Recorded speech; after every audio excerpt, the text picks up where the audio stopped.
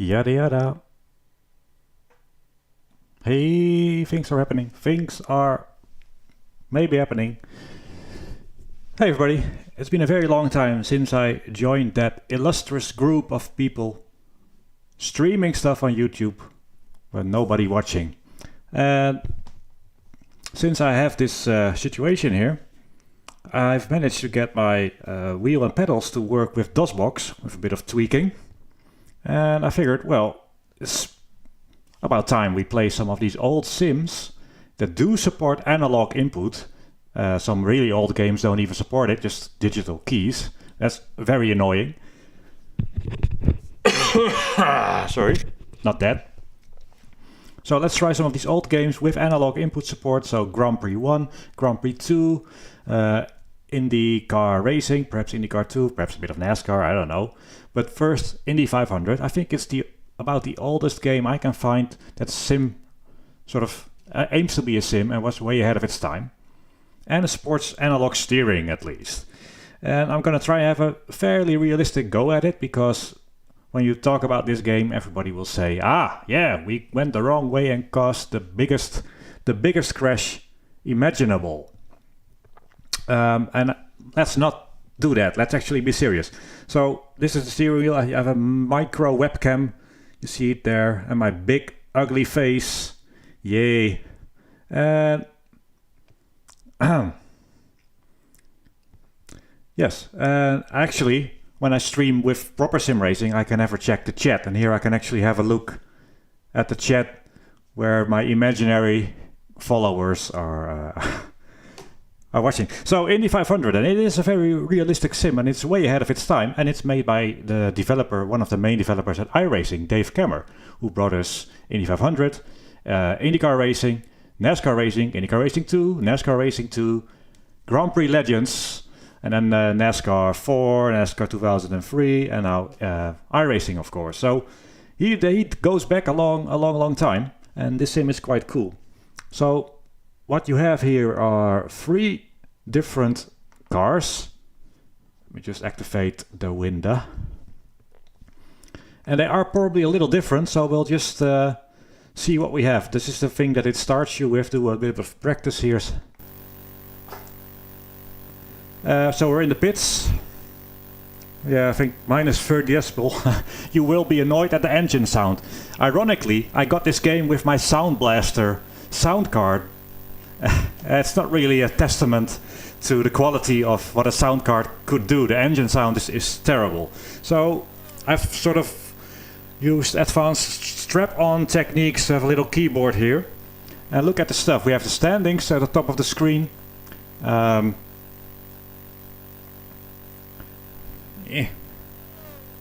We can change the downforce and the balance. We can set the compound of tires. We can set the stagger. That's rear tires, sorry, the right tires being larger. Pressure, inner and outer, medium, middle temperatures. This is the first sim that had tire temperature probably modeled.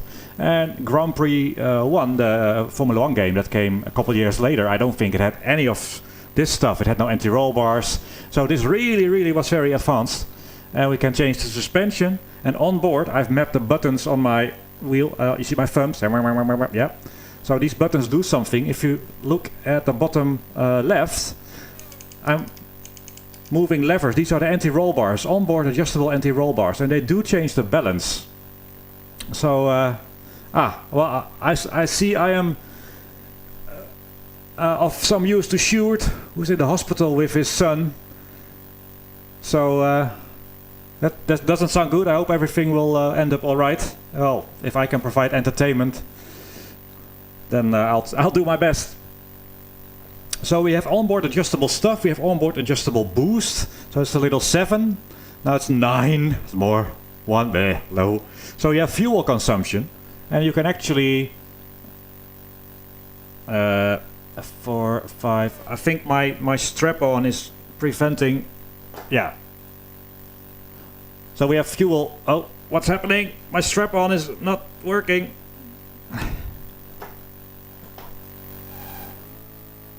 Stop in the pits. Yeah, it's all a load cell for this game. It feels very strange using a load cell for this. Very strange indeed. Fuel levels. Fuel levels will change the speed of the car, acceleration, change the feel of the car. So yeah, my strap-on isn't working very well. Mileage, aero, you know, all that sort of stuff. So I'm just gonna do this practice run. We had default here. Do some laps and then we're gonna change the setup, pick some different cars, do a bit of qualifying, hot lapping. And I think what I'm trying to do is get you to appreciate what was possible in '89, 32 years ago. Happy New Year, by the way. So, one problem is dead zone. And I couldn't fully get rid of it. It's hard programmed in the game. Yes, this is the engine sound. Oh, I'm being lapped. I don't know. Where do I go? Oh, we've caused the first death.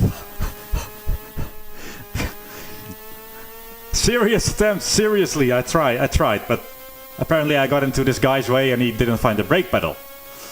So, ignoring the death we just caused. The dead zone is tricky, so it's pretty accurate now with SimuCube technology. Unheard of in '89, and Heusingfeld load cell brake pedal. But the pedals are digital, and the steering is analog with a dead zone. So I'm wiggling it here, you see nothing happens. And the way I got this to work is some very nice software. With a virtual joystick, VJoy, you can create a virtual joystick. And then there's, oh yeah, that's the death we caused. You can map all your devices, wheel pedals, buttons, everything to a virtual joystick. And that's easier for DOSBox to pick up. You can also set dead zones, and what I did is set a negative dead zone. So we got really creative with a negative dead zone, trying to sort of make it not being able to center, but it starts from -10 and +10 basically. But it still doesn't quite seem to work. I don't know how the joystick is read, and so there is a little bit of a dead zone. And this is sort of the easy config that it starts you out with. I'm just flat out all the time. Let's go back to the standings. Mapped on my wheel. They didn't have this many buttons on the wheel. Oh, death! Every lap will be reminded by the killing we did in lap 1. So we see my speed, 197 miles an hour. This is really easy, but this is one of those games, and that's why I'm doing this old DOS stuff, and perhaps I'll do more, I won't promise. A lot of DOS era games were sort of held back by, oh, I'm gonna get, don't rear end me, pass me. That was kind of scary. AI is not really intelligent in the 80s. My life flashed in front of me. What was I talking about? I don't know. Ahead of its time then, yeah. And what you are looking at, you may think this looks atrocious. Well, these old games, they were too hard with the keyboard. Imagine playing this with keys, tapping the keys, and being smooth on an oval was almost impossible. And a lot of the old joysticks back in the day were pretty bad as well. So being smooth was very hard. And now with this modern technology, of course, you have like, I don't know how many thousands of steps per revolution a SimuCube sensor registers, but it's insane. So we have a lot better control, and we can sort of relive these games on hardware that they never imagined would exist. I'm curious how Formula 1 Grand Prix by Geoff Crammond will go, and Grand Prix 2 with some advanced telemetry and stuff, so it will be all very disappointing compared to now, but also I think impressive-ish, looking back 32 years. This would have run on a 286 with 10 or 12 megahertz. And that's why the graphics are EGA, well, I think they might be VGA, but you have 16 colors, 320 times 200 resolution. That's very blocky, obviously. But you see, this is really easy, and we might be able to do a 200 mile an hour lap. So I think we're gonna mess with the setup a little bit. Oh, that sound. Imagine this. It's almost cruel that they included this with my Sound Blaster. Here I was going home with my new Sound Blaster card with amazing sound, and then this sort of haunts you in your nightmares. Oh well. 200 miles an hour, so that's not gonna put us on pole. So what can we do to make this car a little quicker? Well, on board we have some adjustments, but I'll leave those as they are for now. So you can actually make adjustments while you practice. However, since that involves me using the strap-on keyboard while not looking at the screen, that won't work. Although damage is turned off, so obviously we are running high downforce. That's just stupid. So I'm gonna pull into the pits, see if I can do that. Let's trim some downforce away. That's, yeah, there we are. I think the pits are here. Yeah. Nobody had to use like 30, 40 kilos. Back in 89 with their pedals. There were no pedals then, I think. And while we're in the pits, oh, brake. Yeah. Let's have a look at chat, see if everybody's ears are... So.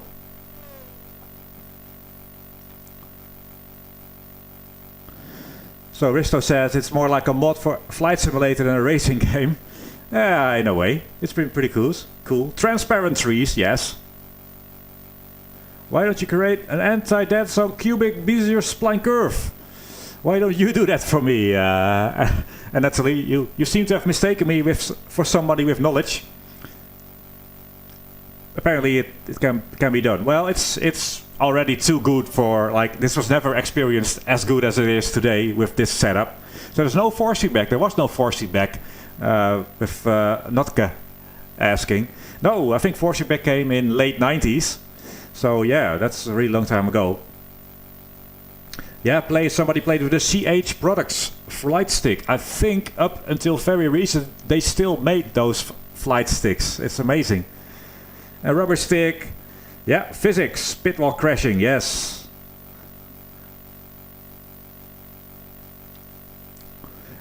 Yeah, in the 19s analog pedals with Thrustmaster, that's true, but this game doesn't support anything analog. The pedals react like digital only. We've consumed some fuel. You can see the fuel is now not completely filled. So we did something, but we're too slow. So let's go into here. I think I've got this mapped, yeah, to the wheel. Let's go half downforce first, see how that goes. Right flipper, yeah, I almost remember my assignments. So we took some downforce out. I'm sure we're gonna go quicker. That means we probably have to change the final drive. Let's see where we are. Do we take some fuel out? I think we might as well take some fuel out. Half-ish.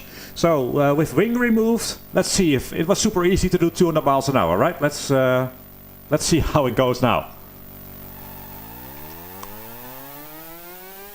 And if we don't over rev, there is engine damage.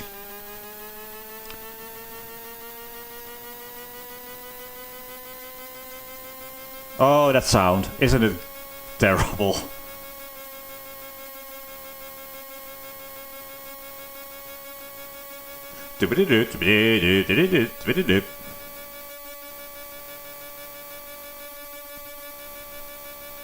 Oh, corner. I can tell you that the way I'm driving now will not be possible once we've switched to another car and trimmed the downforce and really go for the quickest possible time. I did this a few years ago and we got up to 242 miles an hour on a lap, but that was with significant engine abuse.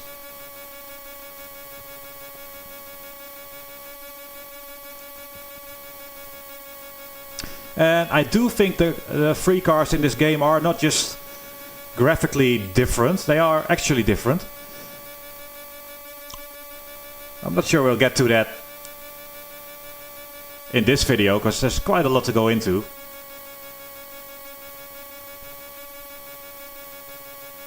Thankfully, unlike my Leo Bodnar sim steering wheel, you can configure some center spring in the SimuCube software. So I actually have a little bit of damping and inertia and centering spring. See, we gained 10 miles an hour by trimming the wing. That's great.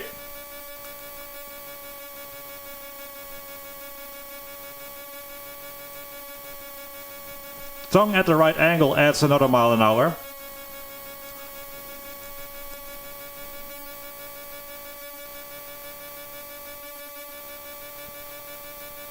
But it's still really easy to drive. I think we can YOLO it and remove even more downforce. You can. Oh, this would be very scary to lift off abruptly and then yank the steering wheel and go into the pits, but this is very stable. Oh, that's. Oh, I'm not a very stable person myself, but.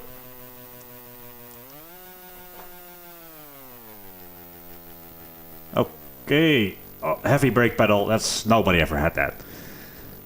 Just a quick look in chat. Nostalgic people here, that's great.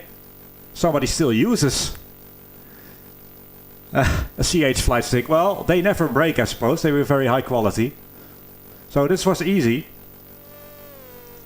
Age shifter, this decade maybe. It's not going to come anytime soon.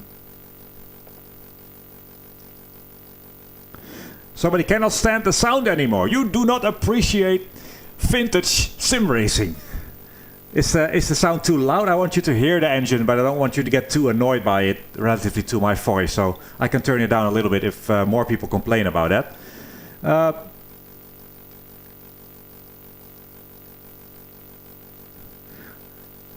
And Alexander used copied all the settings from the quickest. It seems to be the quickest car. So the Penske has the quickest default setup, so it looks like the three cars are very different. So the one we're driving now is easiest, but it has high downforce, and then the Buick has medium downforce, I think, and the Penske has low downforce. That's why it seems quicker, but I'm not sure it is. And in fact, with cheating a little bit, we'll do that later, the Buick is actually the quickest car.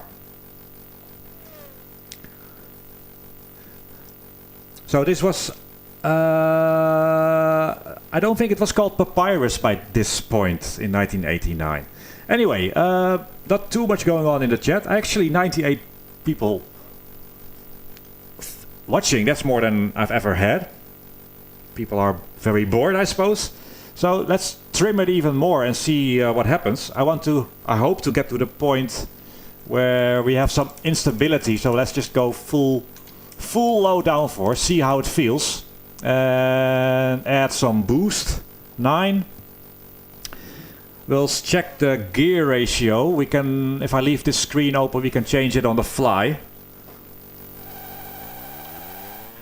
Low downforce. So at some point when you start trimming it and you go fast, your lines do become very important, and tire temperature as well becomes important. That's just looking at these ancient graphics and telling you that tire temperature is important. See, I've got understeer now. Oh, yeah, we're good. We may have to do something about... Oh, we're going to over-rev, so I need a smaller. So we went to 4.2 final drive. Sorry, fourth gear. It will become much harder to drive this at higher speed. With, oh, understeer. Oh.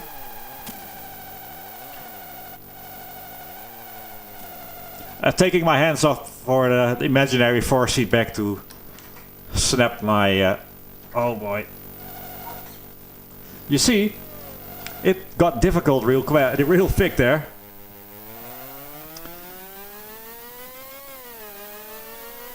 Ooh! AI! Go! Yeah. AI actually used the brakes. That's very impressive. So I think, like so many Europeans, probably. Oh! Did he drive through the other death thing? Oh, I don't know. See, now with low downforce, we can easily pass him. I don't want to fight, I just want to do some practice.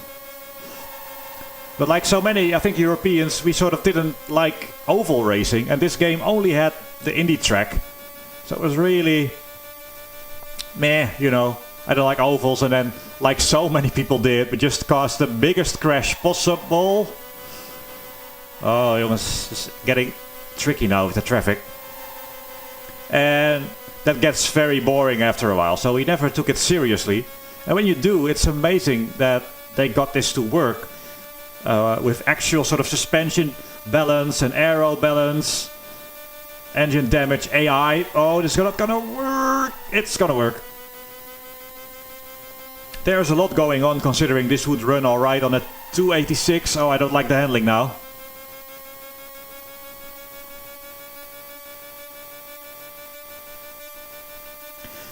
Now, using DOSBox you can upscale the graphics a little bit, but I went for the original feel. So, and most of the filters look pretty bad. So, I don't like the handling at all now, which cannot be my skill. So let's adjust the setup a bit further, because it's understeery. We have some tools at our disposal. We have adjustable anti-roll bars. So that would probably mean stiffening the rear anti-roll bar. Let's do that. Stiffen the rear and soften the front. I just did those two little levers on the bottom left of your screen. Let's see, it's moving. So now it should be a lot more oversteery, because the rear anti-roll bar is stiffer and the front is softer. And oh, I feel it already. It's sort of scrubbing a lot more speed. I'm not going sideways yet. It's not really possible to go sideways, you just die. Oh, you see it? Oh, yeah, that is oversteer, Niels. That is oversteer. So this is so cool, like real-time adjustment of... no idea what I'm doing. Real-time adjustment of anti-roll bars to change the balance. And you do get that with tire temperature and perhaps even fuel load. I haven't played this enough to know that fuel load. And then snap oversteer into the wall. And I just want you to keep in mind that this is 1989. And this is so far ahead of its time. So that wasn't great, but the onboard adjustments of the anti-roll bars do exactly what they should do in a modern sim. We've created a bunch of oversteer by softening the front anti-roll bar and stiffening the rear one. It's amazing. So let's stiffen the front up. Let's try some other settings.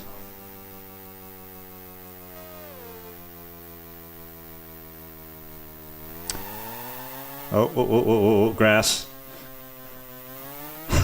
I don't like that casualty we cast is still... They just left him there in his wreckage. Let's just see if anybody has anything in chat. Probably not keeping up with it, but hey. So the wheelbase is a Simu Cube 2, specially developed for 1989 titles. Yeah, you can see everything move, the dials, the switches, and that sort of stuff. And that's really sort of cool. And even when we soften the suspension, you will see the tires move more. That's pretty cool. And yeah, you know, it's the first sim from Dave Kaemmer, who's now iRacing's main programmer. It's insane.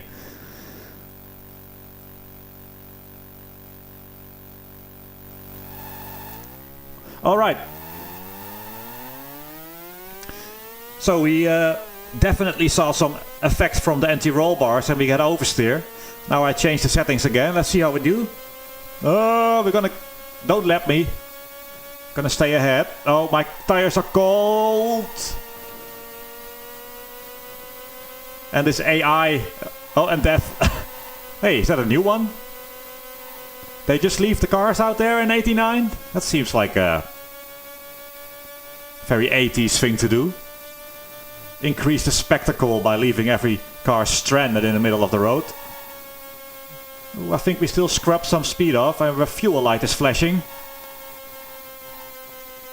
Oh, there are multiple deaths. Alright.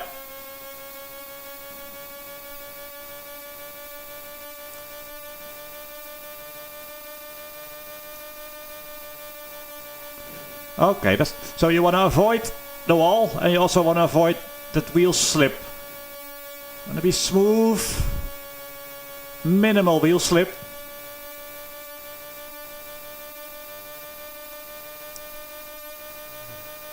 The gearing is all right. Oh, that's you saw you heard the slip, and then scrubbing a lot of speed. So it's a little oversteery still. Oh.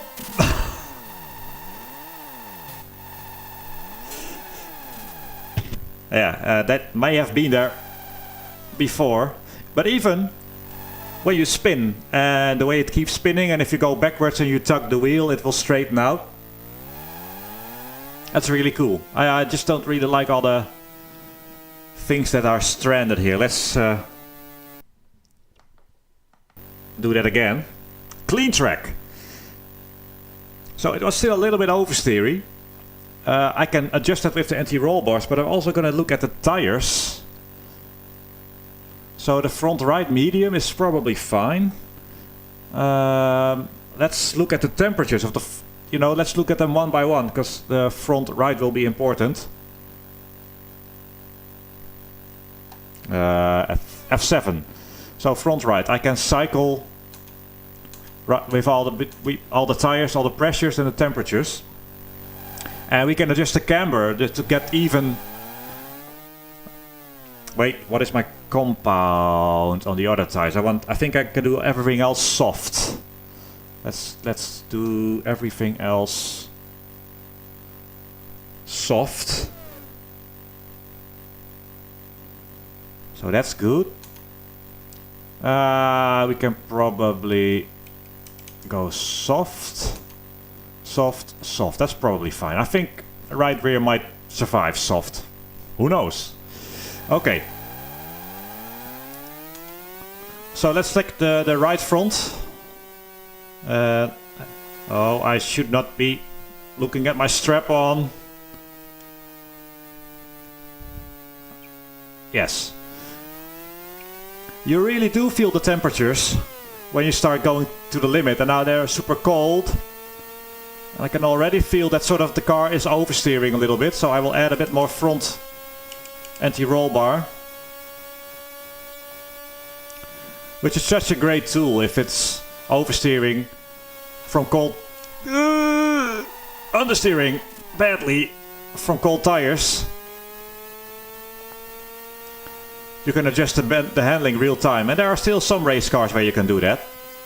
I don't like how it handles, and we can already see the middle is underinflated, right? The middle temp is low. How sensitive is that? I don't know. Oh, it's bad. It's not good. I think what happened is I went for soft tire on the right rear, which is currently hotter.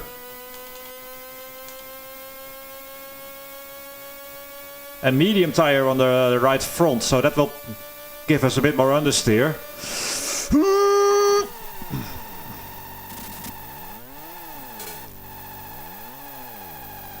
I was just adding some detail to the track by having some stranded cars. Oh, it's all happening.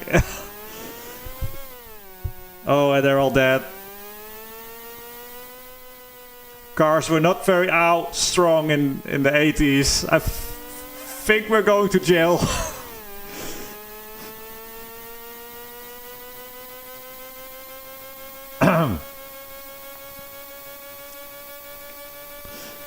So understeer, probably because we switched the right rear to a softer compound, so the rear has more grip now. Let's see what happens. I don't really like the handling here at all.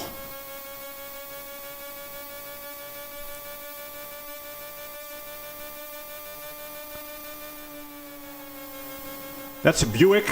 You can hear the, at first sight, slightly less annoying engine sound because it has a bit lower revs, but it's still terrible.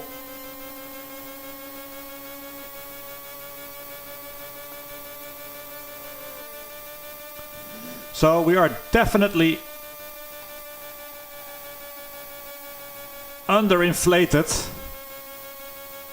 Camber doesn't seem too bad. So we have to add some pressure. Let's go to 23 and see where we even out. So you can do that while you drive. That's of course not realistic. But the fact that you can do it at all, and in fact in a practice session, being able to change the setup as you drive with these menus is quite nice. It will take a little bit of time, I think, for the pressure to get some effect. Oh, I shouldn't be looking at chat while I'm playing DOS games. What was I thinking? All my promises of interactivity was... It's a lot more difficult now with the wings completely trimmed. You cannot steer in too late. You can see we're overtaking everybody now. Well, after killing half the field, the rest of them we're seemingly overtaking.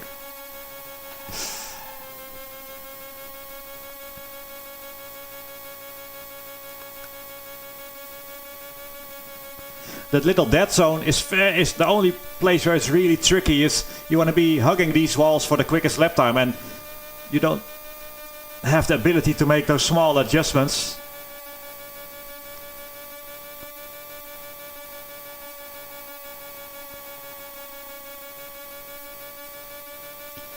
So we are still having a slightly underinflated tire. The middle temperature top right there is a little lower, but let's give it a few more. And also look at the other tire. Oh, it's a bit hot and also underinflated. So the right rear is also underinflated. Let's add some PSIs there. And go back to the right front. I think that even the pitch, that's the word I love, of the skid sounds changes based on the tire temperature.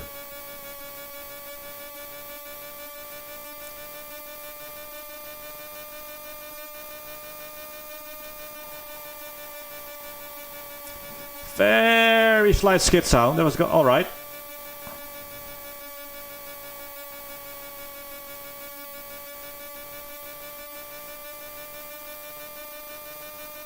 Still underinflated. Let's make it a bit more.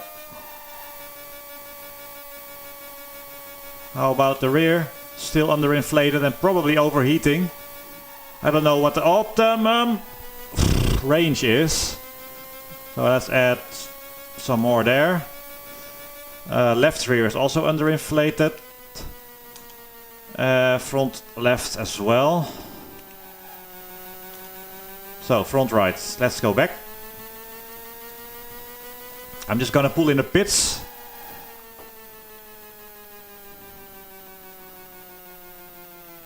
And my load cell brake is still working. I'm just gonna... Cardboard cutouts, very popular, very cheap.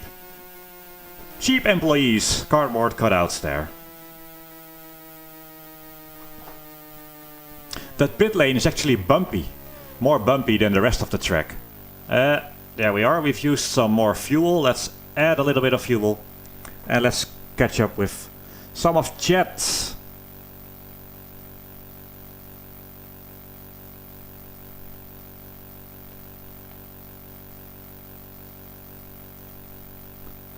I hope everybody is doing well, enjoying themselves. I didn't expect people to watch, so now I am catching up on some... Somebody mentions hard driving. That was a great sim as well. In the arcades, it had actual sort of physics engine where I'm pretty sure I have it on good authority that Millikan, I don't know if it was Doug Millikan, he wrote a race car vehicle dynamics, sort of the Bible for vehicle dynamics.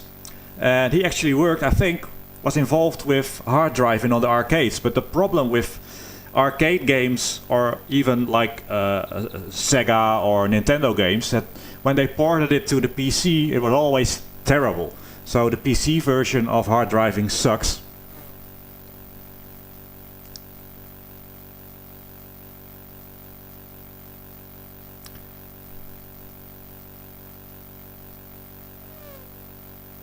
And hard driving also had force feedback and shifter as well.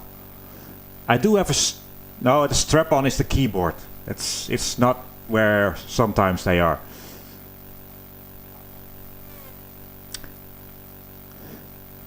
Somebody's impressed. Matthew is impressed by the physics, as you should be. Engine supplier, Tinnitus Inc. So I want you guys to hear the engine, but not go deaf by it. So let me know if it's too loud. Somebody said it's incredible for its age, 89. Yep. No, power slides. That's a touchy subject there. The literal sky. Power slides in games made by Dave Kaemmer are mostly impossible. And at Indy it's not too bad. You cannot really slide the car at 230 miles an hour anyway. So, but no, you cannot slide. It's impossible. You will snap, spin, die very easily, but it's uncontrollable. And yes, live. This is on running DOSBox's emulator.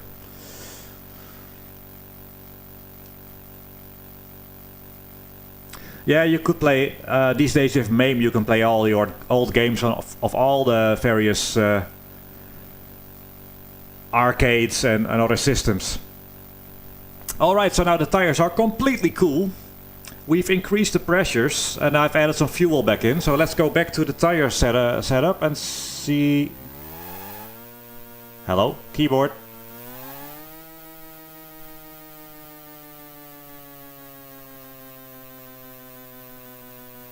Oh, still going? I refreshed the wrong screen.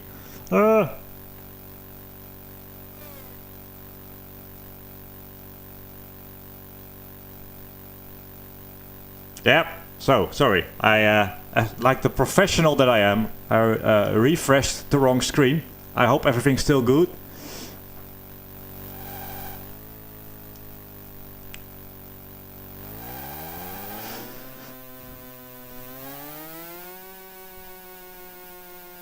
Everything's still good? I hope so. Let me know.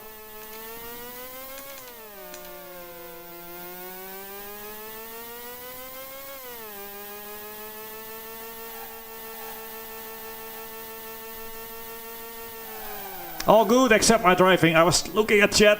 I'm drifting on the grass. Oh. You see, that almost felt like I could have held on to it. Okay.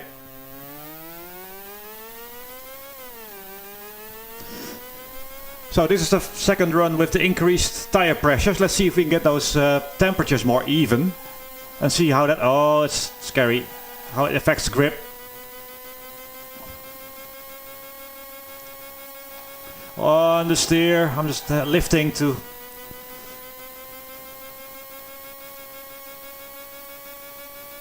We still seem to be underinflated, so I'm just gonna add a bit more.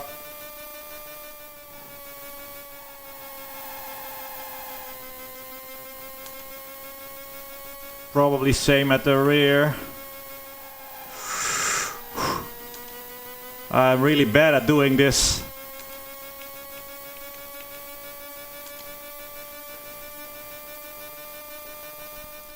So I added some pressure while I was driving, but I don't know how it factors that back in with like the cold pressure or how it does that.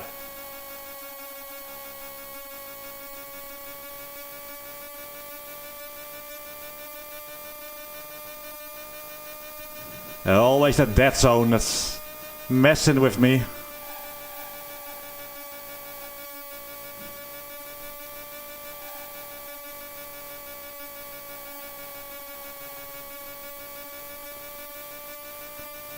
So the temperatures are more even now, it's a little better. Still not perfect.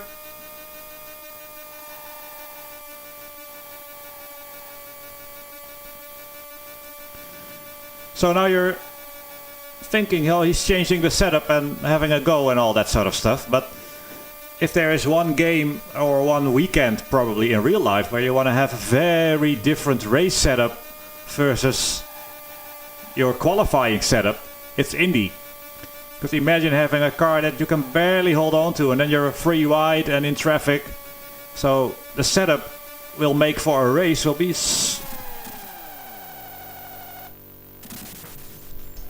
See, I'm chucking it and then we're going straight again. That's so cool. The physics are so ahead of that time. As is my driving skill.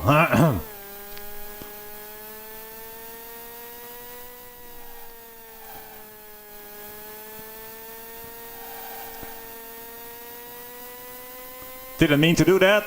Apologies.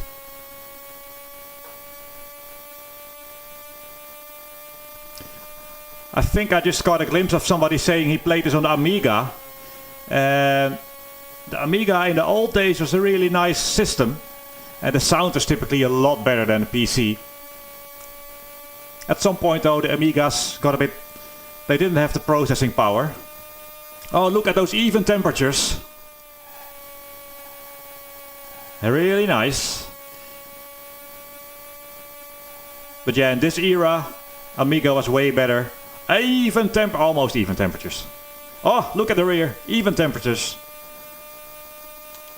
Not even. Outer. So we have a camber situation on the rear left.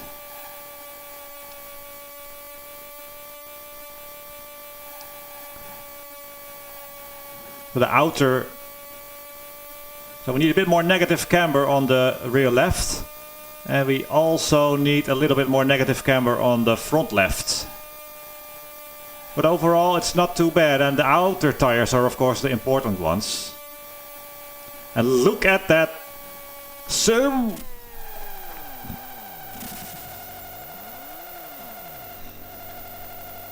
that's the pit entry. That's how you scrub speed.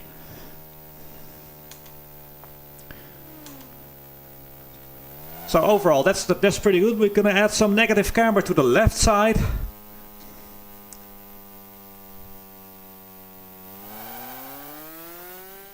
Just pull in the pits again. Digital brakes. At least the pit box is very large. Okay, now look at this. Look at the tires. And we add fuel. You see, we drop ride height. That's just cool. That's just really nice.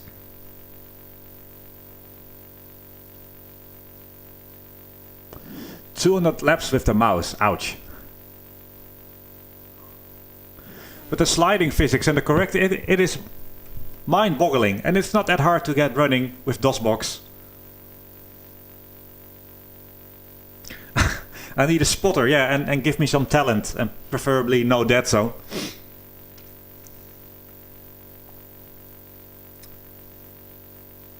Alright. So, what was I doing? Negative camber. Oh, we can also see, by the way, on the tires in the top view here, where there is a wear level. Can we actually... I don't think we can see it.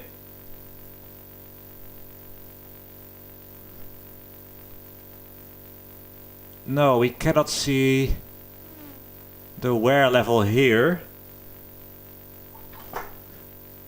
But we can see it here, so I think...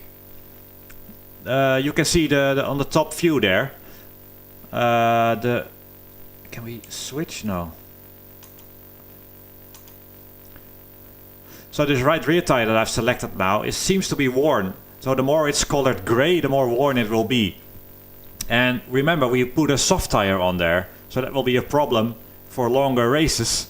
So this might be nice for qualifying, but I don't think we can use a soft tire in racing, because you see it's worn a lot more than all the other tires.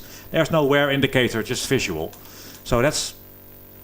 I don't think it's a good strategy for a race to do, but we'll keep it now because we're just doing a few laps. I'm not sure if wear actually reduces grip or just sort of the grip is constant until it's so worn out that the tire blows, because you can blow your tires here. That's really nice. Enter, change. Yeah, that's change, so that's fresh. Let's change that to...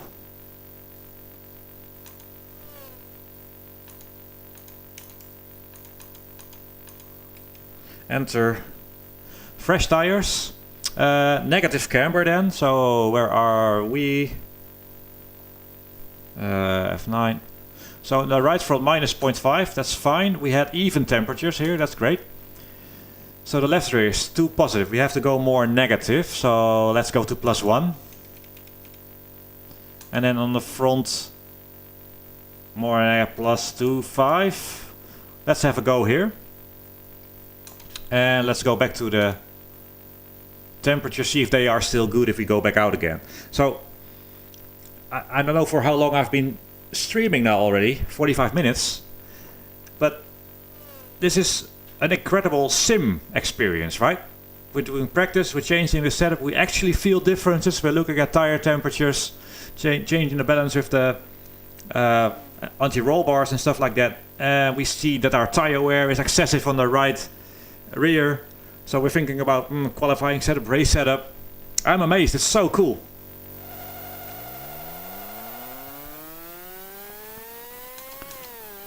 So let's see what the tires do. I'm curious if we go back to... Oh, it's not nice. Cold tires are not nice. Floaty.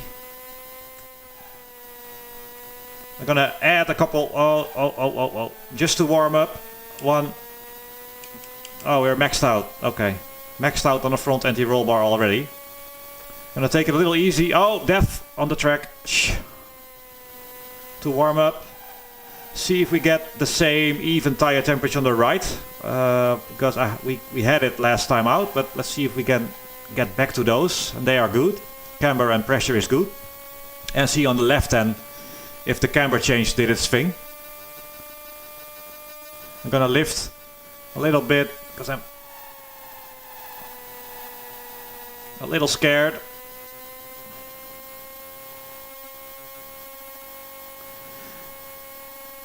So I think about 250-ish is where the tire has a nice temper. Oh, yeah, just Jesus, why park there? The only downside is it's realistic in a way. You cannot have private practice sessions.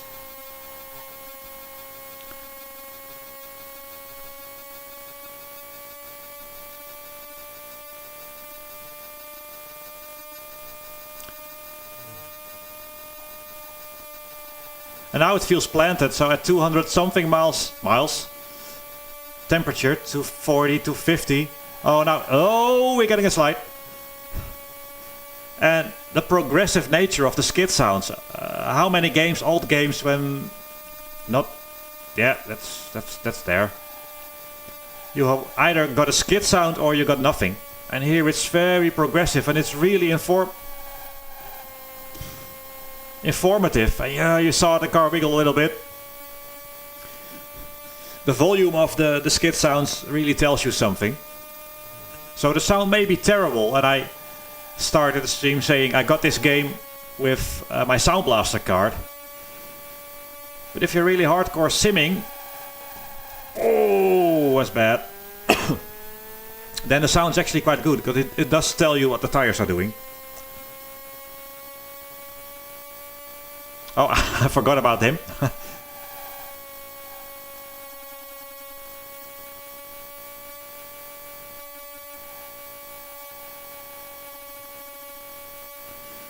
Okay, I'm going to try to do a couple laps. I think we are pretty good with even temperatures on the front there, still. Oh, we just got an engine warning there. It's a little oversteery. Ever so slightly oversteery. Even enough. At the back too, pretty even.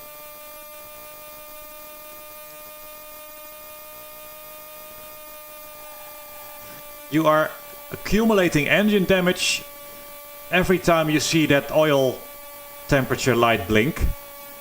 And that's a risk factor in this game, because engine wear is definitely a thing. And you can have a little bit of engine oil temperature warning. But if you do a 200-mile race, 200-lap race, you know, you don't want to blow your engine the last lap. So what do you do with your setup? In qualifying it doesn't matter, but for the race, in high boost, you want to avoid, you know, how much blinking How much blinking oil light can you accept? You play it safe or you take a bit of risk and hope the engine survives. So that's another thing that's you have to take care of. And now let's look at... I'm just really having an amazing time playing this now. Getting into it. So, look here. My gallons, projected laps, mileage. So we're at maximum boost now, and you can see my mileage is pretty bad. 1.7-ish. The end of the star, that's bad. Bad timing.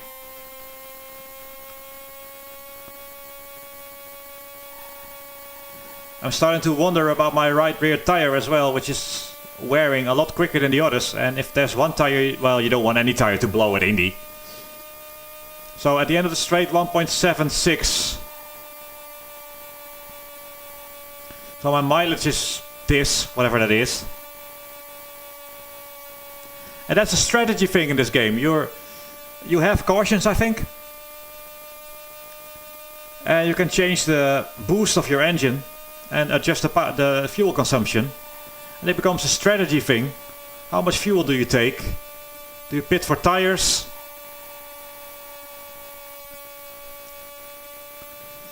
So now let's go with low boost.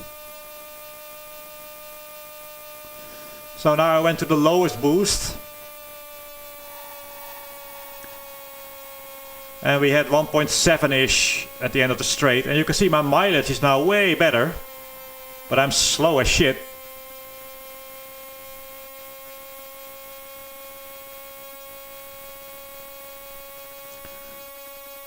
So, in order to really prepare for a race, you want to sort of get your setup going. Get a good feel for how many laps you can do with each boost setting. I'm so slow, but I'm over 1 mile per gallon, about 1 mile per gallon better than before.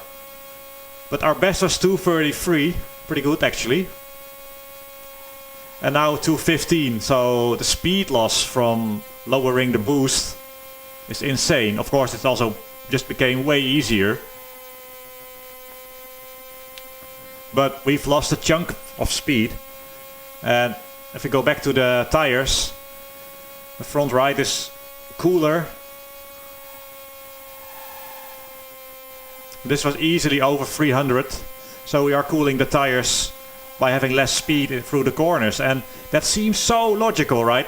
But back in those days, having this program to run on a 286, where the tires behave logically to load and slip of some sort, however it's done, it's just utterly mind-blowing. So let's look at those left tires, right? So I changed the camber, and you can see that the inner and outer temperatures are even, but it's not inflated enough. And the left front, yes, fair. Oh, there was no corner there, Niels. So the camber change we did was effective. I just have to add a little bit of pressure to the left side still. I'll pull in the pits and let's see how close to death that right rear tire is. I don't really have a strategy at the moment. If this was making a race setup, I would have changed the right rear tire to a medium compound.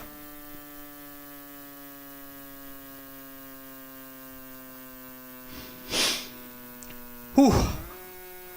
It's quite intense, even though that's probably a really sad state of affairs. Okay, so on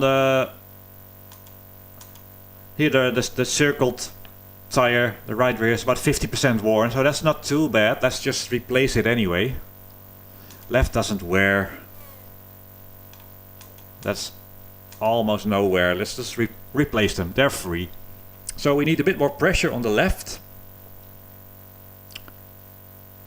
Front right, left. Add 2.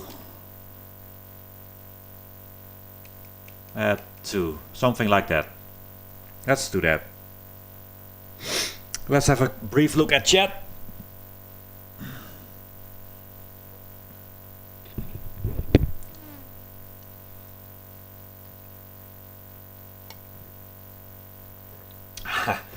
The game aged better than Kowalski, who says he's from 88.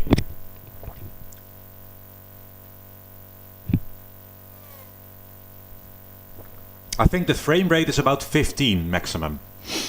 And a couple of years later, in 93, IndyCar Racing also had a maximum frame rate of 15. Only with IndyCar 2 did it go up to 30. But the thing is, the frame rate of those old games, yeah, limited to 15, limited to 30, but you needed a super hardcore PC to run that. And this on a 386 will probably run at 15 frames per second, which was mind-blowing, super smooth. Who needs more? The human eye can't see more than a pixel.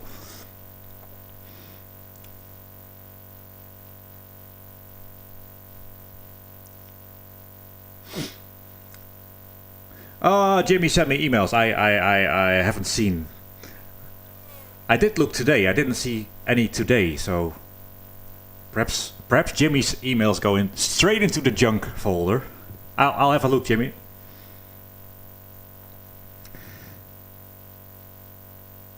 All right. What I've done, showed you the fuel consumption. We changed the setup a little bit more, going back to a higher boost, and do a couple more laps. See what we can do.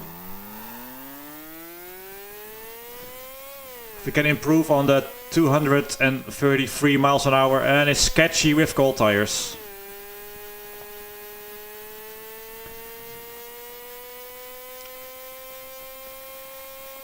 Remember that Formula 1 Grand Prix 1991 and even Grand Prix 2 1996, to my knowledge, did not model tire temperature.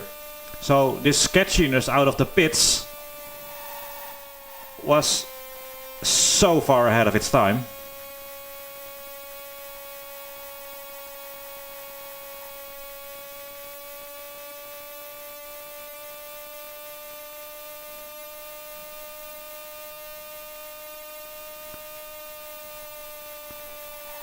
Oh, a sudden spike in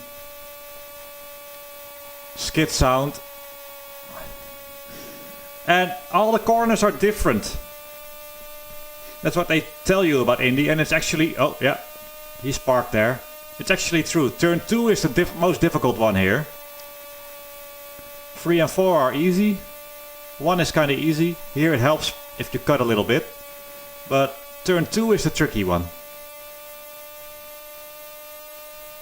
No force feedback. At all.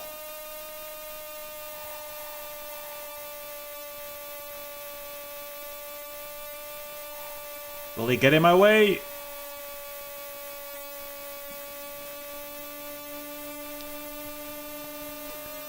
Running low on fuel already. Oh, yeah, forgot that.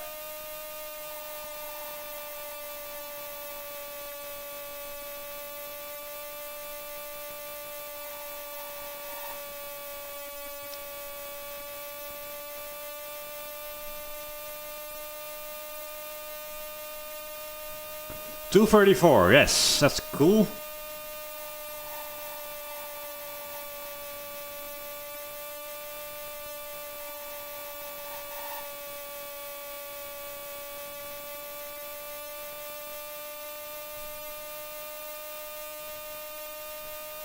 Yeah, that guy again. Just trying to be a little bit smoother now. See if we get 235 miles an hour. I think we can. We are running out of fuel though. 235, nice. And I'm gonna pull in for some fuel. So this is a really good lap. I think we will be on pole. Whew. This is... I'm into this. Oh yeah, that guy there. Oh, that's me. Sparks are flying.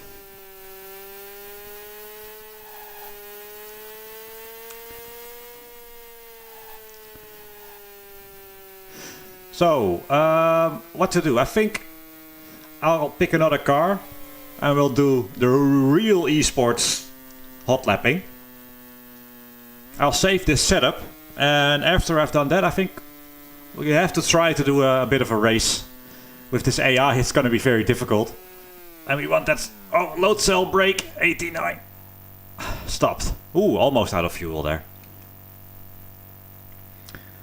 Ooh.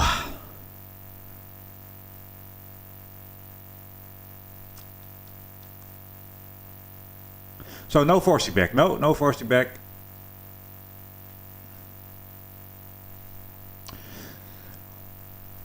So it runs through DOSBox, and effectively there are ways to get any modern joystick, wheel, pedal, everything to work in DOSBox. It's a little hard work sometimes, but you can typically get it to work.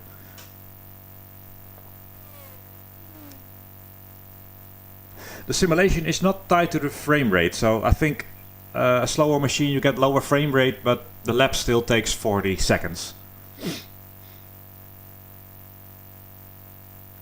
Okay, let's exit here. I'm gonna save file. Save car setting number 3. And we're gonna switch to the Lola Buick. And then load setting 1. Enter. So what this is, Esports abusing of the limits. This engine you can over rev the snot out of, and you can, for a few laps, you go real fast if your brain keeps up at 15 frames per second. So I'm gonna wait. If I rev it now, the engine will blow up. Look for qualifying. We have a crowd that's turned up. So this is real qualifying, and well, you see,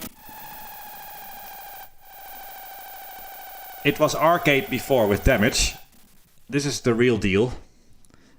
So yeah, and you just have to nudge the wall. Well, you can nudge it a little bit, but touching it a bit too hard, and you blow a tire. So realism, right? So in qualifying, this is the setup trimmed as fast as I can get it to go. We can probably do 240 miles an hour for a lap, and then the engine will blow. But my brain has to get back into this car, because I think they do all handle a little bit differently. I haven't spent enough time with it. You know, it's amazing the depth of this game, that there are 3 different chassis that are probably all a little different. So yeah, let's try this. So wait with the throttle. Just the idea of the crowd as well. It's just a bit of sort of random, I don't know, pixel noise, but it's pretty cool. So this is a sketchy car trimmed to the low downforce, 240 miles an hour.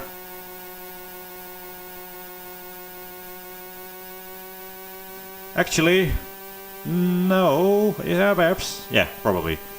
We got a speedo pinned at 235.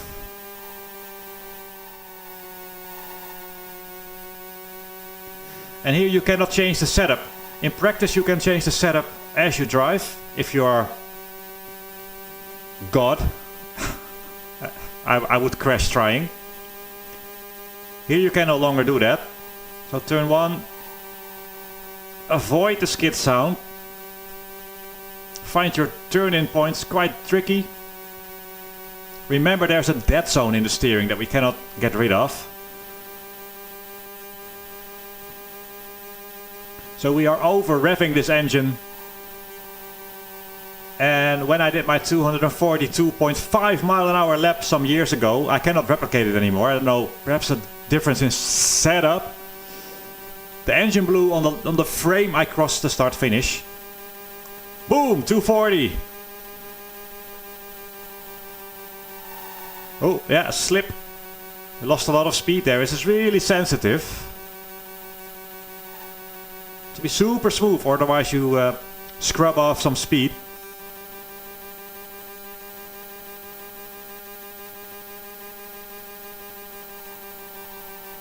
Minimum fuel. Maximum engine wear and abuse. But we had a little slip and slide, so I don't think we'll be faster this time. Oh, 241, nice. I still have to go, but there's not enough fuel and not enough tire. left.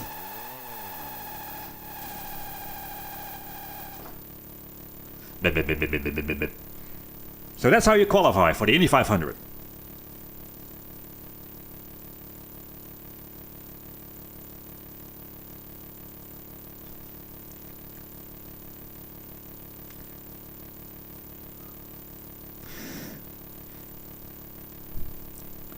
By the way, I have streamed in the past, and then I was lucky for getting like 25 people to watch me, and now we are at 178 people. Does nobody have anything to do? Jeez. I hope you're sort of enjoying this step down memory lane with surprising realism, and I'm just hoping to convince you that this was so far ahead of its time. Let's do that qualifying once more, see if we can get closer to a 242. What could go wrong? Oh, I'm also wearing Esports branded clothing. Yeah. So that's why the speed is here. So wait with the throttle. We don't want to rev it too high too early, otherwise we'll blow the engine before the end of the second lap. And there we go. Sketchy on the first couple turns, but you do start with preheated tires in qualifying, so that's pretty good. And I have to concentrate just as hard as I do with any modern sim if I want to be fast. In other words, talking and streaming and having to go to the bathroom are my excuses for today.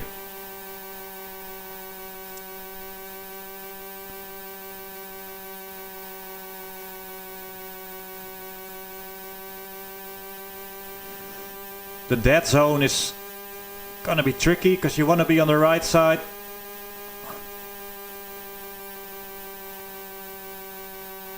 Oh yeah, excellent. Almost no tire squeal. Extra speed by ducking.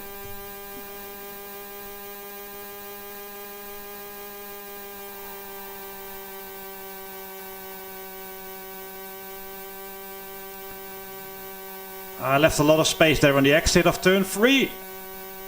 Hey! Oh, not even close. Oh, slip. Ah, bollocks. I don't know if you can even see or hear that, but you feel a little slide, and you know you're scrubbing up some speed. That zone, that zone.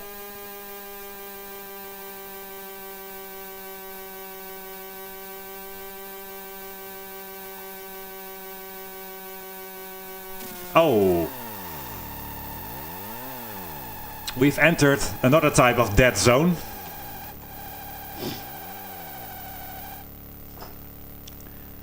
So the cheat here, picking this car, you can over rev it more than the other engines. So that's why this car you can do 242. Theoretically.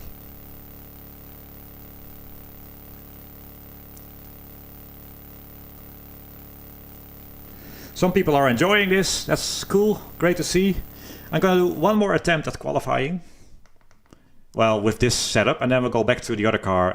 Well, let's pick the third car and tune the setup a little bit and do a bit of a race. Oh, I went on the throttle too early. I think we will blow the engine now. If I manage to do a couple good laps, we might blow up just before the start-finish line. But that's optimistic, assuming we will get there with 4 tires that have some air in them.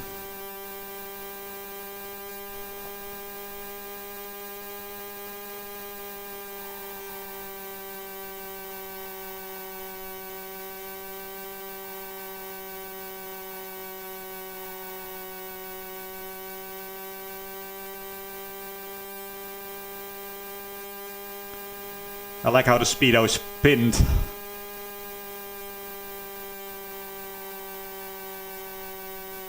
Ah, touch the wall. Well, I think we saw 241. I'm afraid that's gonna be the quickest I'll go. Oh, that dead zone is annoying.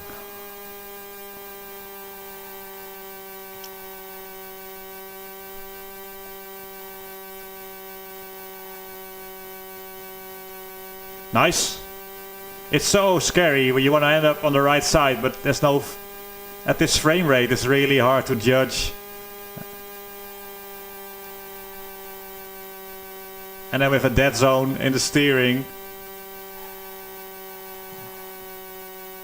I'm hearing skid sounds, I'm not doing that well.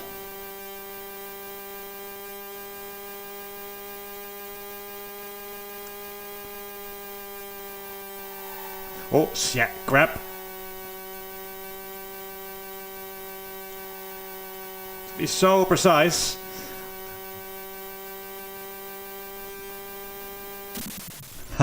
We blew the engine before crossing the line at 240 miles an hour. There you hear the progressive skid sound volume. Actually, I will do it one more time, but the rear anti-roll bar is at its maximum. If I lower that a few steps, perhaps we won't have that little oversteer, that little slide, or we understeer into the wall all the time. Let's have a go at that.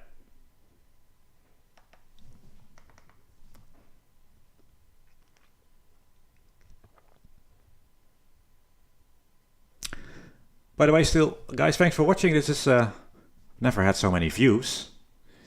I'm glad you're enjoying this trip down memory lane. If you have questions and stuff, I do look at chat every now and then.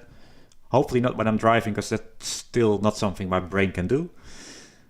So with the different anti-roll bar, perhaps the balance is better. There's a little bit scrubbing a bit of speed off with a bit of oversteer. Let's see how it is now.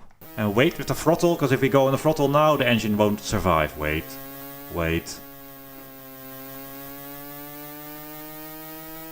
There we go. So I still look at the understeer now with the anti-roll bar change. Isn't that cool? I hope it fixes itself, otherwise we'll be very dead.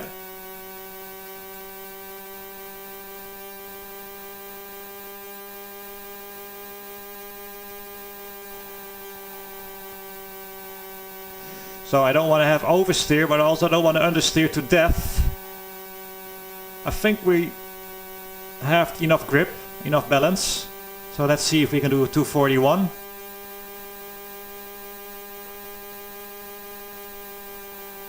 Not with this line.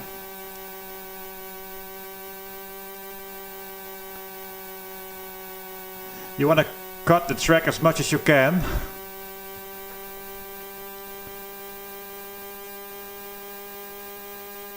I think anyway.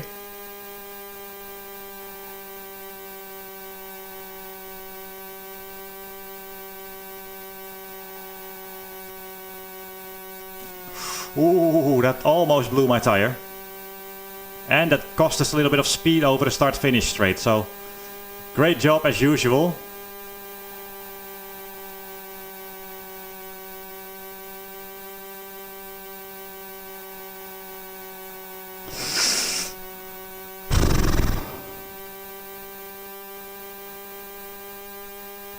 This will not be a 241, but I'm not having these moments. I've got understeer moments now, and we used to get oversteer moments. So we did fix the balance with the anti-roll bar that you can do in real time. It's still a 240, so that's pretty quick lap. Ah, I'm loving this, I really do. Let's go back to the menu. Somebody says he used to do this on a keyboard. Yeah, that's super. That's what makes this stream hopefully somewhat interesting. There are some more YouTubers who've played this with a wheel. That the fine control you have really lifts this game from like 1989 almost to 99, given how complicated it is and how realistic it is. However, I only have a small bladder, so I'm gonna relieve the bladder of its contents, and I'll be back in a little bit. Then we'll do the third car, the March. We'll do a little bit of setup on it for safety, and then we'll do a bit of a race. How about that? So back in a couple minutes, guys.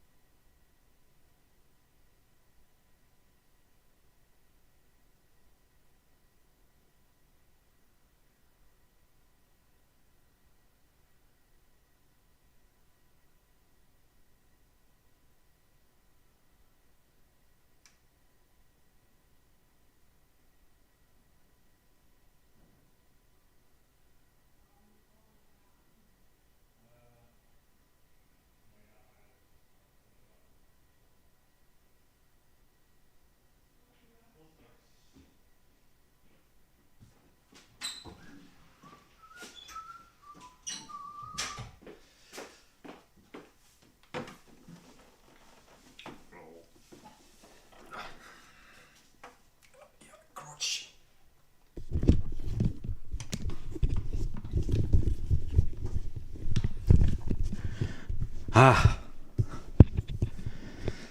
Ooh, much better.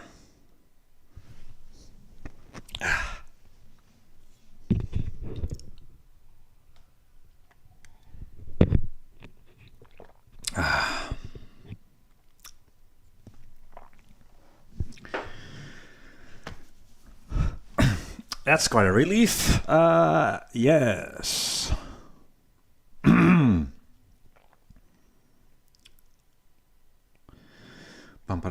Just reading the chat here. Yep, I did the ballast adjustment, advanced esports strategy, as we all know. I wasn't in Groningen until 99, so I don't know if there were any shops. I bought my wheel, my G25 at Dynamite, but that was 2005. Yeah, headset hair. Yeah, this is the headset. Baby, this is the headset hair.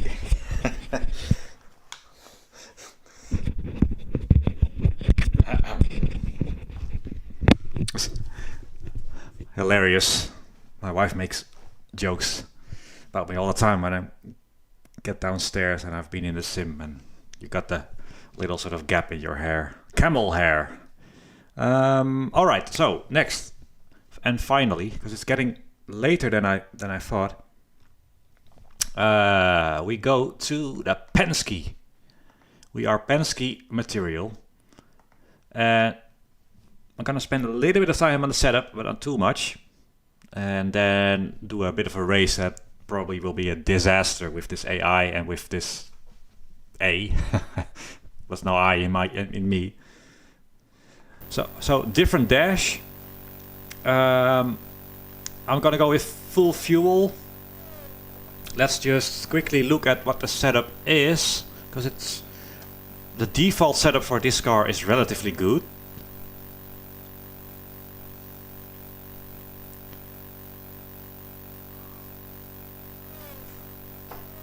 Let's see, I can't see which compound they are here. So the hard tire on the front right, I'm gonna predict that. I'm gonna try medium. I don't know. What do I know? Do I know anything? No, I don't.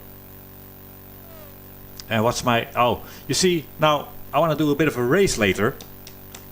But the strategy and the testing we still have to do to make sure the tire wear is equal to the number of laps we can get on a tank, for example. It boggles the mind how much more time I would have to spend finding the optimal boost setting for the fuel consumption, and then how much wing can I trim, how much am I scrubbing the tires, can I get away with medium or hard. Mind explosion, really cool. So let's just see, this is the default setup, what it feels like, full fuel.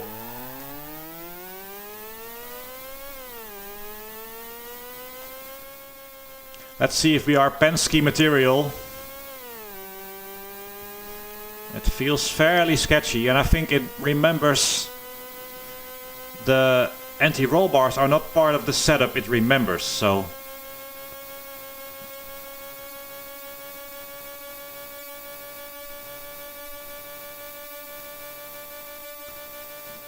Just lifting a little bit. Remember, the pedals are digital. Sadly, this game doesn't have analog pedals. Typically, that's fine in qualifying, you're full throttle all the time. But in traffic, that makes small adjustments when you approach somebody impossible.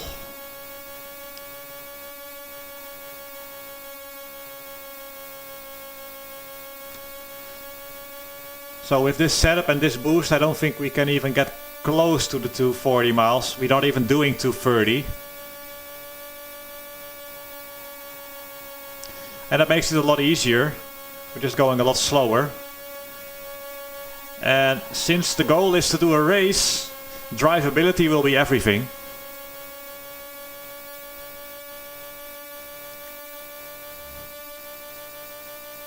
So I think I'm pretty good with the top speed we are doing.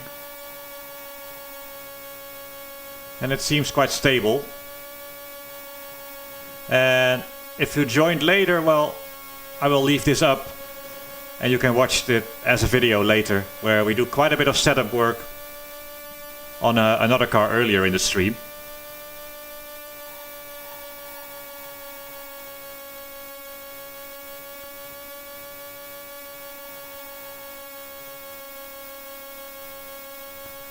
So this is not bad, that's not bad, that's not bad, that's not bad. So my cambers and pressures seem alright.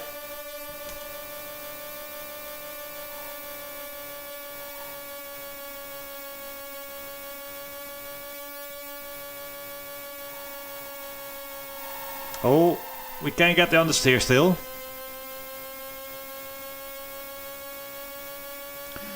I'm glancing to the right and I see somebody say a PWM button. Yes, I thought about, I don't know if it's possible at all with DOSBox, but so that we program that digital throttle pedal to be like a button masher that mashes faster the more you press the pedal. Perhaps you can simulate, but we'd have no readout of the actual throttle, so that would be pretty tricky and, well, we'll be cheating. We don't cheat here. Perhaps.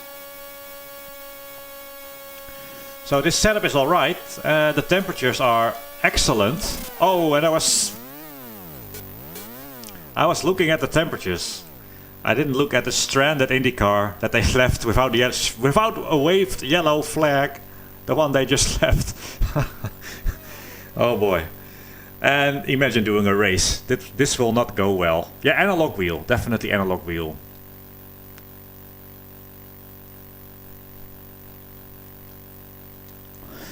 So environmental factors, no, I don't think there's not something like ambient temperature and wind and stuff, Paul. It does a huge amount of stuff that's amazing for 89, but that's not how far it goes. No FFB, no.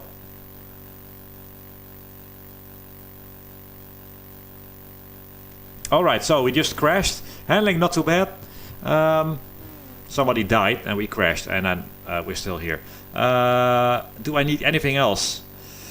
I think, as unwise as it is, I'm just gonna wing it and do a race. And this being an actual simulator, that will mean with so little preparation and no preparation in traffic and only having driven this setup and this car for a few laps, the chance of success is no car damage. Let's do 30 laps, all right?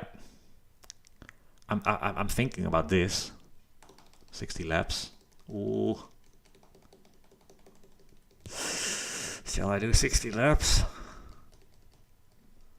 Hardcore mode? Oh, I don't think I can do that.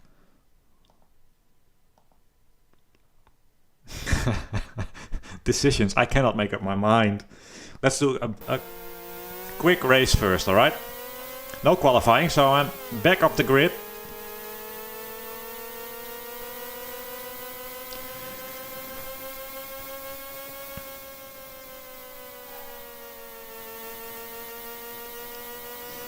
Don't die. I don't know how often they will crash in front of me. Oh, don't be going there. Remember, dead zone on the steering, guys. Everybody in front of me, please take notice.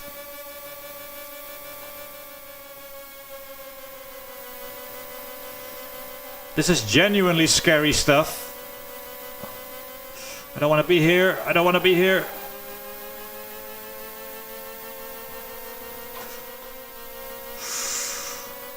Fudge me! Oh man, 200 laps will be mentally draining. The AI is a little weird. I am definitely a little weird.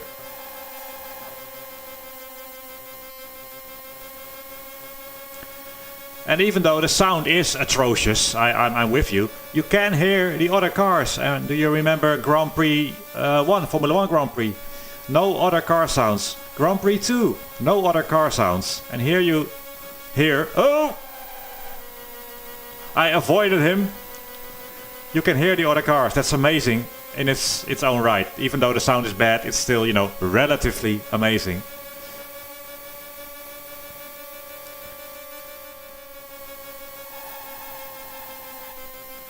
Oh, a little bit of a moment there.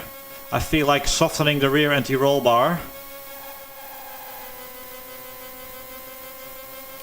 So 2 clicks, anti-roll bar. Hopefully it won't be as sketchy. And hopefully I don't understeer into the wall. No, this is good.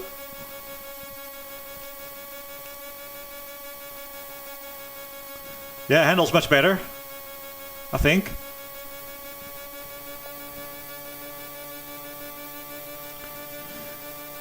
You see, we're having a bit more trouble. Oh, I thought so. Okay, contact, but no deaths.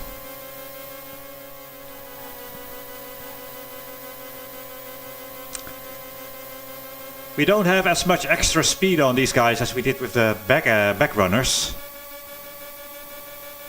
17th place.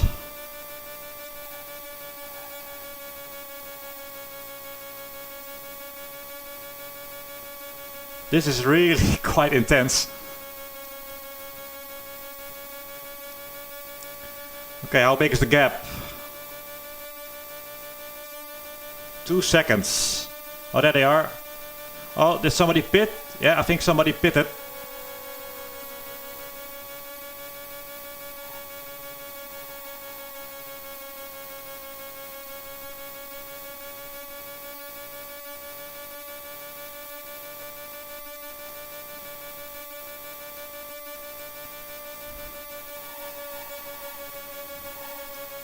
Oh man.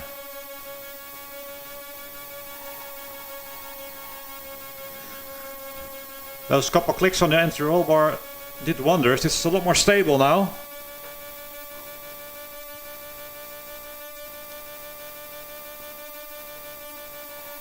But I wonder if it has the speed, because we're in 16th place now.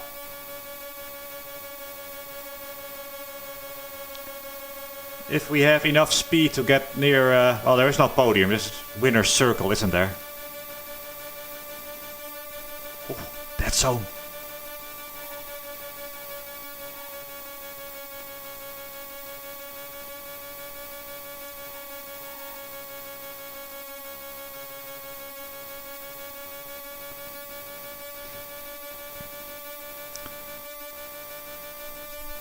Four laps to go. P15 and catching up. I don't think there's much of a draft, if at all.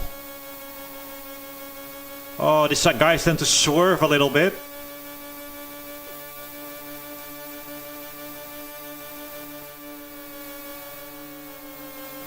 I lifted a little there. It's very hard to do a little lift because it's binary, so you lift completely.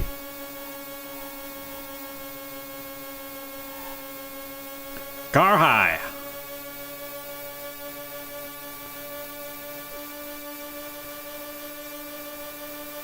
Risky in front. Yeeting it in. We're good though. Yeah, handling is nice, very stable.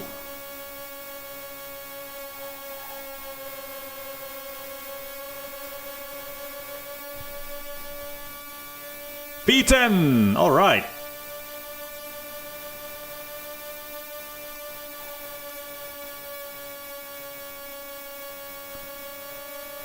Oh, I think we're lapping this guy. Jesus, slow.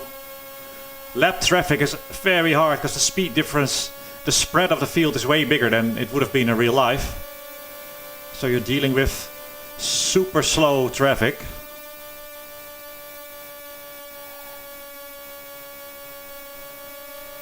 Like, oh man. And I don't know if they understand the concept of letting somebody by.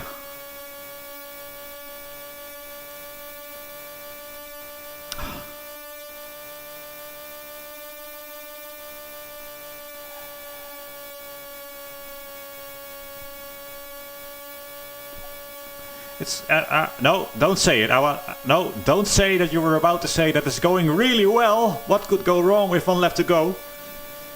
This game is so hard and it so easily bites your head off.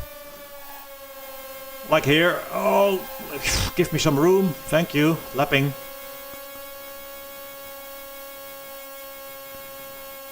White flag. That means either I have surrendered or it's the last lap.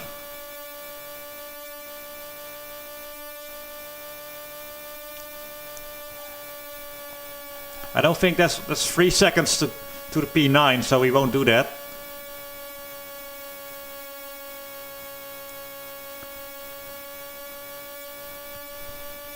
P10!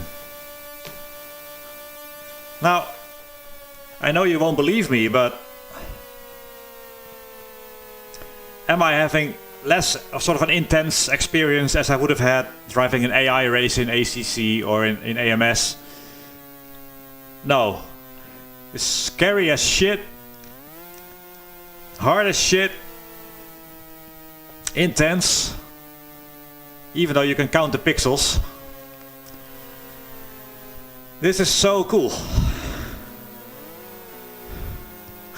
How can I be tired? Wow.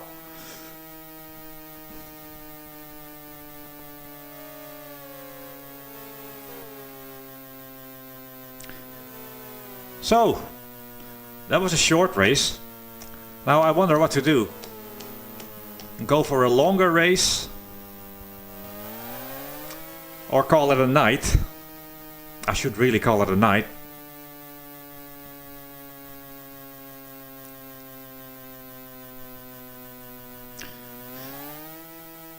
So how about that? Top 10 finish.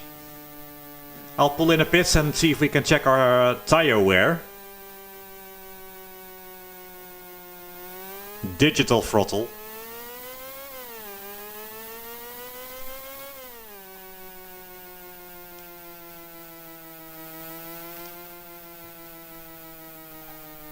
Somewhere in those pixels is the pit entry. Yeah, I think we found it. You see the bumpiness of the pit lane? Just a cool thing as well. And everybody pulls in. And this is not iRacing, so you can still crash into them. Just how many cars? Like 2 or 3 years later. A very cool DOS game, Stunts, for the sports driving. I've made some videos about it, and it's very well known as a DOS game. You could have one opponent. And here on a 286, oh look, no tire wear at all. That's pretty cool. So we can probably multi-stint these tires. So that's cool. And all these cars here, man, this is far ahead of its time. However, guys, given that I tend to need about an hour to calm down after an intense sim racing experience like this, and it's already 11:30. I think we're gonna call it here. Amazing, for some reason people were watching this. I did not expect that. You know, sometimes I stream in order to create a video and not have to edit. But that's cool that you were actually watching this. I'm still here for a little bit, so if you have any questions, feel free to post it in the chat. I want to do the long race, but now we're ending on a high, and we're not in Amsterdam, so we can only end on like sim racing high. There's no other highs. So I may revisit this and do a very long race, which will likely end up in a disappointment. Thing with streaming is though planning it in advance is so gonna be difficult. So I might just randomly start a stream at some point. I might take the week off actually and do more of this. Doing work? No, old school sim racing.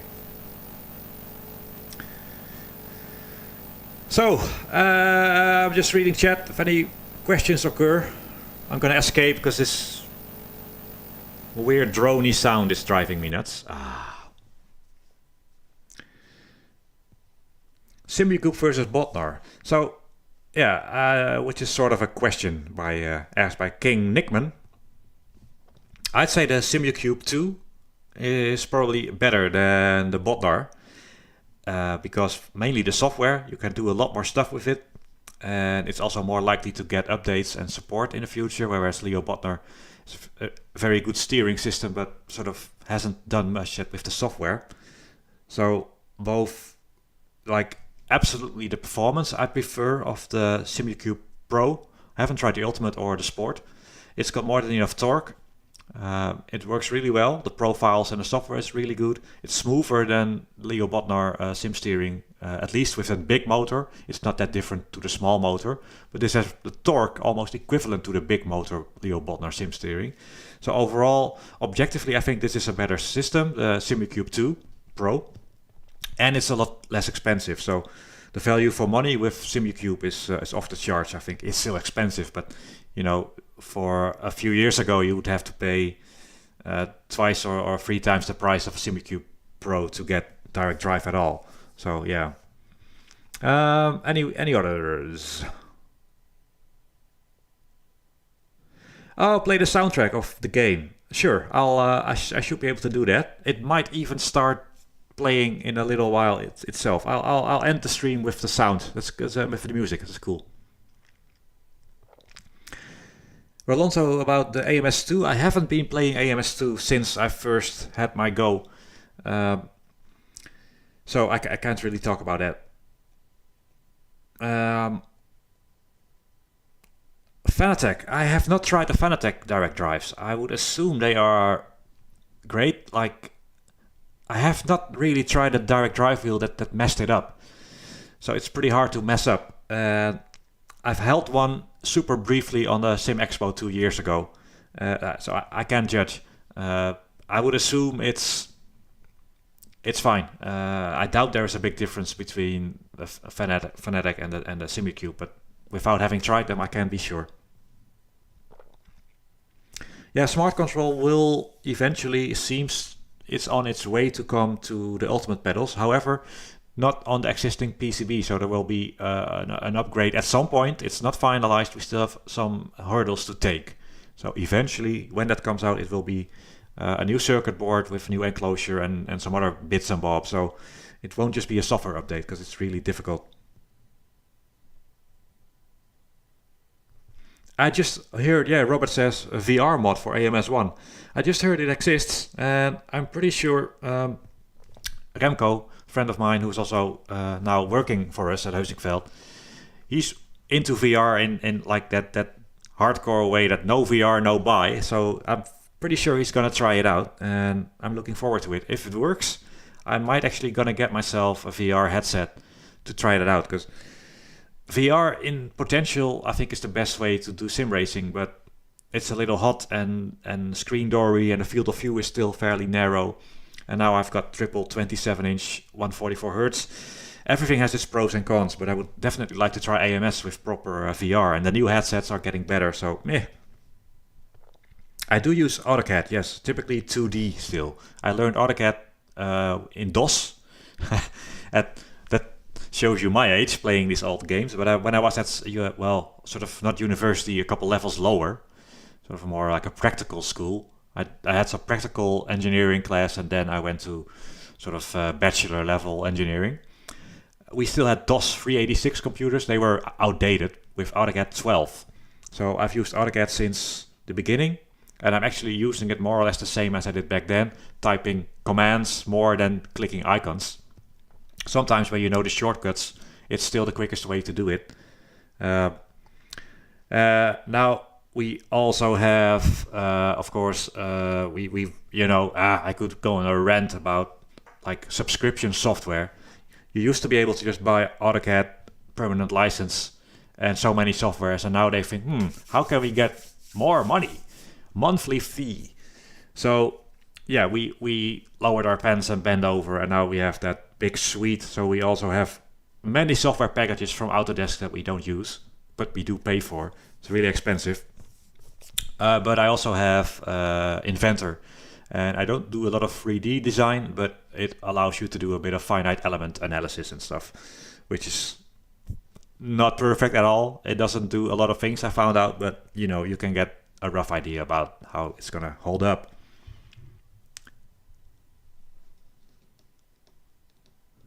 Forget AMS in VR. Yes, we should get the source code. We should ask Dave Kaemmer for the source code of Indy500, and so somebody can make a VR mod for it.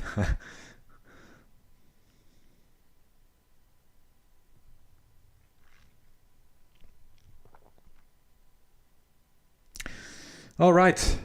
Well, if nobody has any questions about life, the universe, and everything,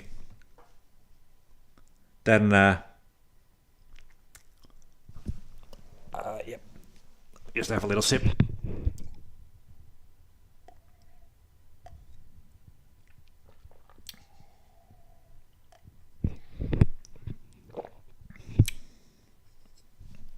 Ah, cool.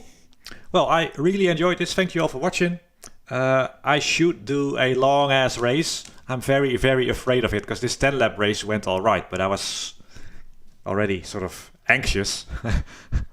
So I should do a long race and stream it, but oh my god, that's gonna be so scary, and I feel I'll grow more gray hairs than I'm already growing. So guys, thanks, and thanks for watching. I'll keep this up as a video.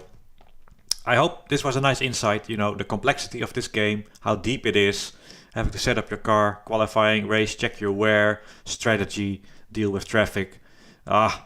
Such a cool sim. Oh yeah, music. Yeah, thank you, Marcus, for reminding an old man. What can I do to... So I'm gonna quit and start again.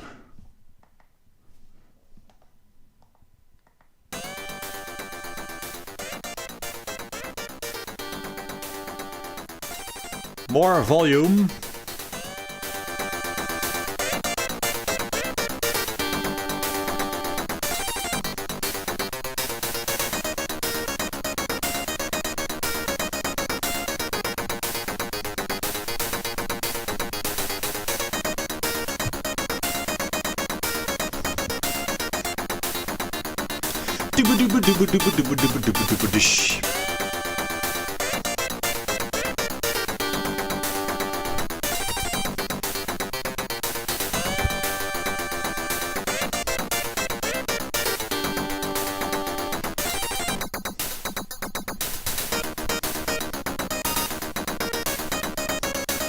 Oh yeah.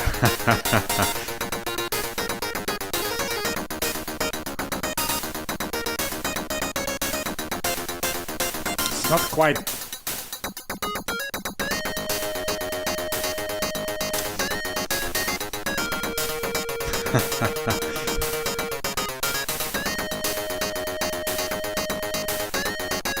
No, this is ad-lib. This is not PC Speaker. No, this is way better than PC Speaker.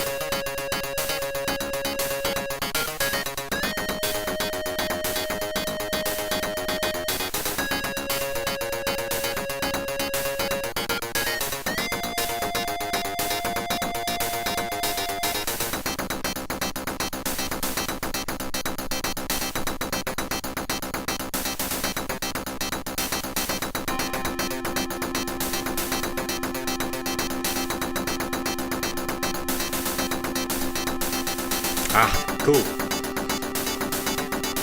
It's quite a long song, isn't it? I don't think I've ever listened to the end.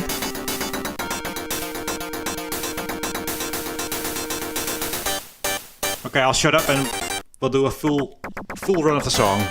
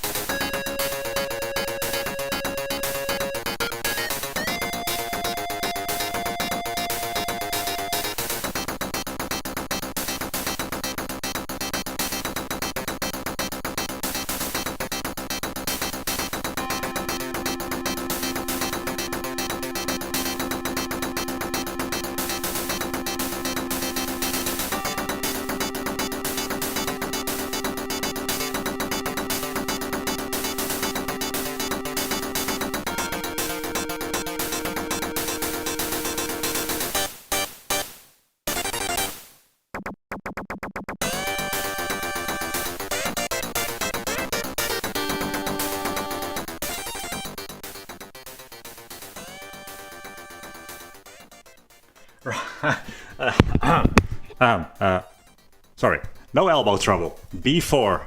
I don't know if you got my my cryptic thing there. What a cool song that is. In fact, I haven't listened to this full earlier, I think. So yeah, sign language. Yeah, cool song, right? Cool game. Thanks for watching, guys. I'm gonna end it now. Bye bye.